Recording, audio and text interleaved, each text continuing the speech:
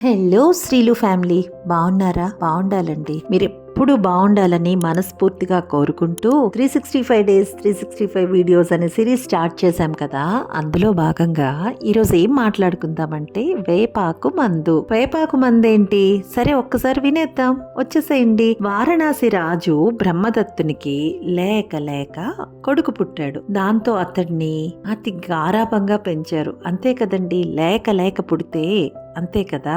అలా అబ్బురంగా పెంచడంతో అన్ని అవలక్షణాలే అలవర్చుకున్నాడు. ప్రతి వారిని కొట్టేవాడు, ప్రతి దానికి తిట్టేవాడు. దాంతో అందరూ అతన్ని దుష్ట కుమారుడు అని పిలిచేవారు. తన కొడుకు ఇలా అవలక్షణాలతో పెరిగి పెద్దవాడైతే తన రాజ్యాన్ని సరిగా పాలించలేడని, తమ వంశ గౌరవం మంట కలుపుతాడని బ్రహ్మదత్తుడు భయపడ్డాడు. ఎందరో గురువుల దగ్గరకు పంపాడు. అతగాన్ని సరైన దారిలో పెట్టడం ఏ ఒక్కరి వల్ల కాలేదు. చివరికి అతని ప్రవర్తన వల్ల గురుకులాలే దెబ్బతిన్నాయి. ఇక తన కుమారుణ్ణి చక్కదిద్దే శక్తి ఒక్క బుద్ధునికే, మన గౌతమ బుద్ధునికే ఉందని మహాశాస్త్ర గురువుగా పేరు పొందిన బుద్ధుడే తన బిడ్డకు తగిన గురువు అని భావించి ఒక రోజున తన బిడ్డను తీసుకెళ్లి నమస్కరించి విషయం చెప్పాడు. సరే, నా దగ్గర ఉంచేసి వెళ్ళు అని చెప్పాడు బుద్ధుడు. రాకుమారుణ్ణి తనతో వ్యాహ్యాలకి, అదేనండి షికారికి తీసుకుపోయాడు బుద్ధుడు. దారిలో ఒక చిన్న వేప మొక్క కనిపించింది. దాని ఆకులు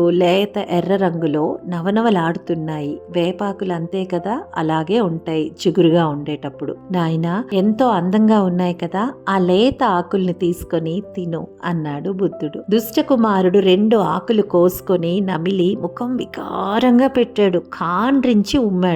వెంటనే కోపంతో ఆ చుట్టుపక్కల కనిపించిన వేప మొక్కల్ని పీకేయడం మొదలుపెట్టాడు. నాయనా, ఆగు, ఎందుకు పీకుతున్నావు అని అడిగాడు బుద్ధుడు. చిచి, ఇవి కటిక చేదు, ఇవి పనికిరావు, వీటిని పీకి మంచి మొక్కలు నాటిస్తాను అని అన్నాడు. నీకు నచ్చకపోతే వీటిని పీకేస్తున్నావు, అలాగే నీ ప్రవర్తన కూడా అంతకంటే చేదుగా ఉంటుంది కదా. అప్పుడు నీ తోటివారు నిన్నెలా చూడాలి, నిన్నేం చెయ్యాలి? తమ రాజు చెడ్డవాడని భావించిన ప్రజలు రేపు నిన్ను సింహాసనం నుండి పీకేసి మరో మంచి రాజును తెచ్చుకుంటారు కదా అని అన్నాడు. అప్పుడు ఆ మాటలతో మన దుష్టకుమారుడికి జ్ఞానోదయం కలిగింది. అంతే, ఇక ఆ రోజు నుండి మంచి నడవడిక నేర్చుకున్నాడు. తండ్రికి తగిన రాజుగా పేరు పొందాడు. అంతే కదండి. అలాగే నువ్వు మంచిగా లేకపోతే నిన్ను పక్కన పెట్టేస్తారు. నీలాంటి వాడిని ఉన్నందుకు నీ చుట్టుపక్కల ఉన్న వాళ్ళందరూ కూడా నీకు దూరంగా వెళ్ళిపోవడానికే చూస్తారు కదా. మీరేమంటారు? మీ ఒపీనియన్ ని కామెంట్ సెక్షన్ లో పెట్టండి. నచ్చితే లైక్ చేయండి, కనీసం ఒక్కరికి షేర్ చేయండి. మరెన్నో మంచి వీడియోస్ కోసం మన శ్రీలు టీవీని సబ్స్క్రైబ్ చేసుకోండి. మళ్ళీ మరో మంచి వీడియోతో మీ ముందుకు వచ్చేస్తా. అంతవరకు సెలవు. బాయ్,